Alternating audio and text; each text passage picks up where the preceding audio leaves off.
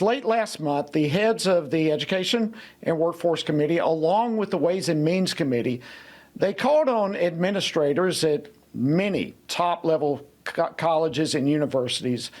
They wanted them to provide a detailed plan on how they will prevent bigotry and intimidation against Jewish students, as well as pro-Hamas encampments that showed up nationwide.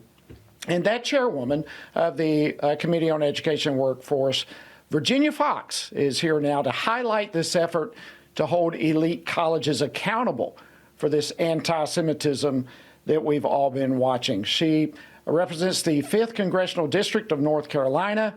Dr. Foxx, welcome back to Washington Watch. Great to see you. Thank you so much, Jody. It's good to be with you. You know, one thing that I would say to you is I don't think we should call these institutions elite anymore.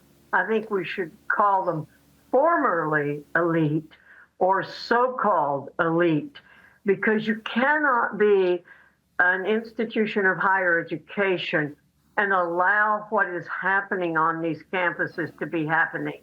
They should be protecting their students, and they should be showing support for students of all religions and not allowing anti-Semitism to run rampant. And as you mentioned in your opening, even anti-Christian efforts going on the campuses. So I would not call them elite anymore, because I don't think they deserve that title. Well said, and I thank you for that comment. So as we enter into this, this is really the second academic year since we've all been watching the Hamas war with Israel. Are you anticipating that we're going to see again some of the things we saw last year as it relates to all the protests and the campus encampments? Do you think schools this year are going to be better prepared?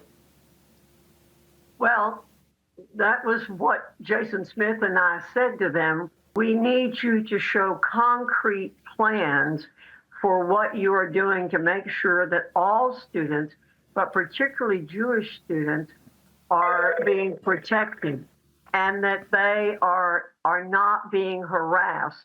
So we need to know that these students are going to be protected.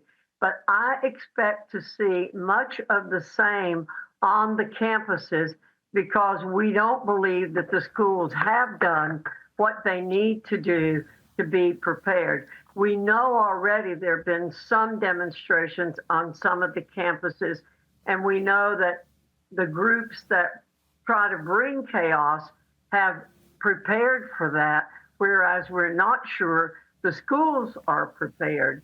And we know there these pro-Hamas groups, anti-Semitic groups, are being funded heavily by perhaps other countries to give them the opportunity to go out there and do what they're doing and harm the students. Our goal in the committee has always been to make sure all students, but particularly Jewish students, feel safe and are not afraid to be on the campuses. Yeah, and listen, we all deeply appreciate the work that you and the committee and others have been doing in this regard. I know one of the major epicenters, if we can use that term, of all the pro-Hamas student encampments and all that sort of stuff took place at Colombia University. Tell us, if you can, about some of the information that you uncovered showing Colombia University's failure to discipline the students who engaged in some of these extreme conduct, behaviors, and violations. Well, we're extremely disappointed to hear that Colombia has done almost nothing to punish the bad behavior that occurred on the campus. Jody, you have children, I have children. We all know what happens when you allow bad behavior to occur with no consequences. And it appears to us that there have been almost no negative consequences to the bad behavior that occurred on the Columbia campus. Now, they hide behind privacy of students, but it appears to us, and we have nothing from Colombia to refute it so far, that very few of the students who were engaged in not just bad behavior, but unlawful behavior, that almost none of them have received any negative consequences for that bad behavior. And if that happens, then you'll get more bad behavior. We know that's true from human nature.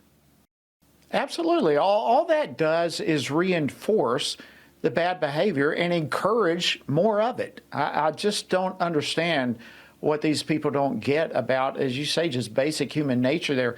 So as you are leading the charge on this, and your committee, you're leading the committee, what can, if anything, Congress do to tamp down some of the anti-Semitism on these college campuses as we enter into another academic year?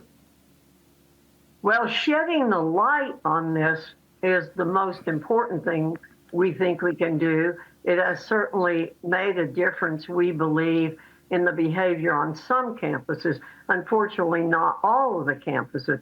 But our number one role has been to say, hey, look, this is wrong, what's happening. So we held our hearings, we publicized the information that we have gathered, and we're saying, this is unacceptable, and you need to do that. One of the things that's happening as a result, enrollment is down at most of these campuses, and we believe that's going to have an impact.